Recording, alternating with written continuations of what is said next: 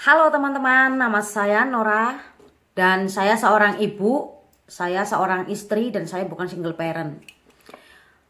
Umur saya 26 tahun, anak saya 5 tahun, cowok. Terus suami saya 30 tahun, selisih 4 tahun sama saya. Nah, anak saya udah 5 tahun, kenapa aku masih 26 tahun? Karena saya nikah muda. Aku nikah di waktu umur 20 tahun dan aku lulus sekolah tahun 2012, aku merit tahun 2014. Jadi aku tuh ibaratnya kerja 2 tahun. Nah, itu bisa dikatakan kerja atau enggak ya? Soalnya aku nggak punya uang waktu itu. Selama 2 tahun aku kerja tuh cuma kerja apa ya? Ya kerja sekedar-kedarnya lah. Ibaratnya nggak mau nyusahin orang tua lah. Ibaratnya mau buat beli pulsa kayak gitu. Terus aku kenal sama suamiku, kenal 3 bulan, aku sama suamiku langsung tunangan. Tunangan selang 8 bulan, aku sama suamiku memutuskan untuk menikah. Nah, waktu itu aku umur 20 tahun, suamiku umur 24 tahun. Kita sama-sama belum punya pekerjaan yang tetap. Jadi ibaratnya kita nikah muda tapi belum punya pegangan lah. Ada pegangan tapi nggak banyak, kayak gitu loh. Terus aku nikah di bulan Februari tahun 2014.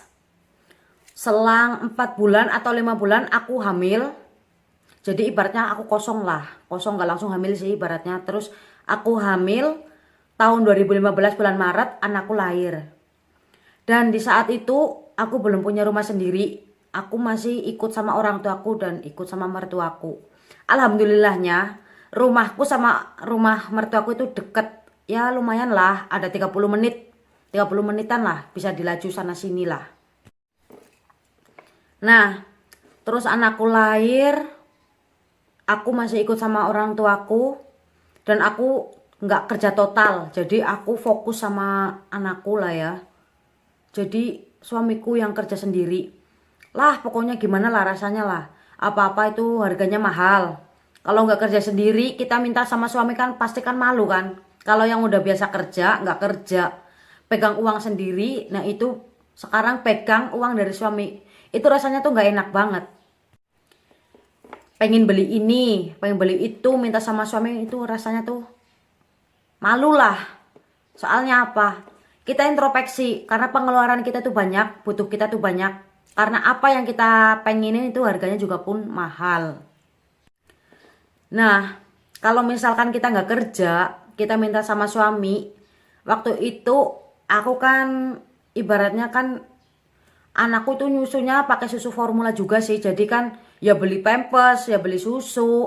Terus kayak aku tuh yang ngalah lah ya. Ibaratnya kebutuhanku yang nomor sekian. Yang penting aku anak sama suamiku.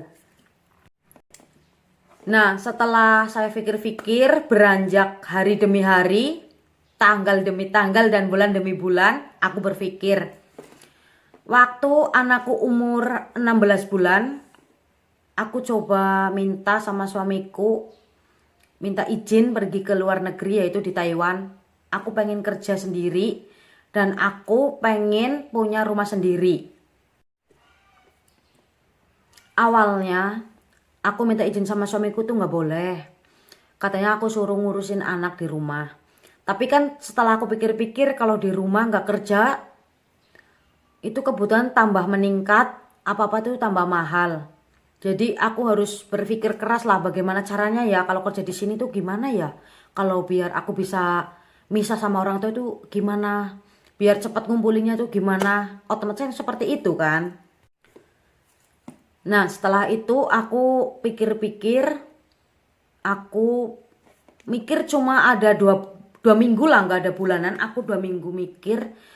Aku bilang sama suamiku ya aku pengen kerja ke luar negeri. Aku pengen kamu yang nganterin dari daftar, dari medikal sampai aku tuh ke penampungan lah ibaratnya seperti itu. Nah sebelum aku daftar aku pun juga cerita sama mertuaku. Aku bilang dulu minta izin kalau aku pengen kerja ke luar negeri. otomatis kalau kerja ke luar negeri kan itu kan taruhannya kan banyak lah ya, resikonya itu banyak lah. Satu, keluarga yang ditinggalkan, anak pun jadi korban, ibaratnya kayak gitu kan. Jadi itu harus matang bener-bener, nggak harus punya nekat, itu enggak. Jadi itu harus ditekatin dari niat, bukan itu nekat, itu bukan, tapi tekad. Waktu aku minta izin sama mertuaku sampai kaget. Kenapa harus pergi ke sana? Kamu gak usah pergi ke sana, pasti nanti sama bapak juga dibikinin, katanya kayak gitu. Tapi kan aku kan mikir kan, kalau misalkan kita masih muda, apa-apa tergantung sama orang tua, otomatis kan orang tua kan kasihan kan, terbebankan. Kenapa nggak yang muda aja yang berkorban, biar nggak ngerepotin, kan otomatis kan seperti itu kan.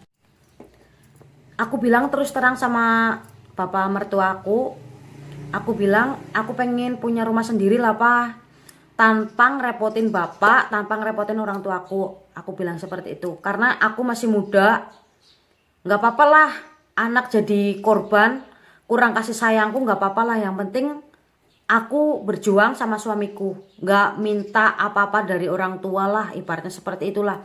Ya emang sih orang tua membantu, tapi yang bantu tapi kan nggak 100% dibantu lah, jadi kan ibaratnya kayak orang tua pun nggak keberatan. Kalau misalkan semuanya dari orang tua, apa kita nggak kasihan? Kan kayak gitu kan. Kita masih muda tapi masih ketergantungan sama orang tua kan nggak mungkin banget lah. Nah terus apalagi aku masih punya adik. Aku 2 bersaudara, terus suamiku 4 bersaudara. Aku anak pertama dan suamiku anak pertama. Jadi adikku 1, adiknya suamiku ada 3. Otomatis kan aku yang paling tua lah. Jadi aku yang tanggung jawab sama suamiku. Ibaratnya jadi pengganti orang tuanya lah. Otomatis aku harus bisa ibaratnya apa ya, ngeringanin beban dari orang tua lah. Jadi sedikit demi sedikit, walaupun apapun yang kita miliki, apapun yang kita punya itu ditinggalkan sementara. 3 tahun loh, itu bukan waktu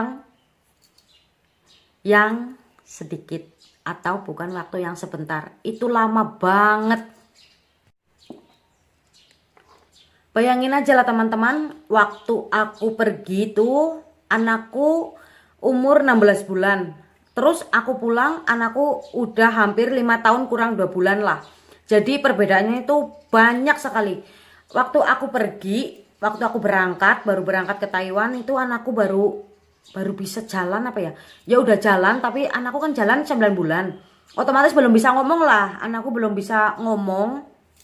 Terus aku pulang anakku udah bisa ngomong ini itu dari A sampai Z, itu udah bisa dimengerti, sampai anakku tuh bisa minta pun aku sudah paham. Jadi ibaratnya itu anakku bisa dikatakan kurang kasih sayang. Oke, terima kasih, itu mungkin cerita dari saya. Nanti mungkin bisa saya sambung lagi. Jangan lupa di like, di share, di komen, di subscribe ya. Terima kasih. Thank you.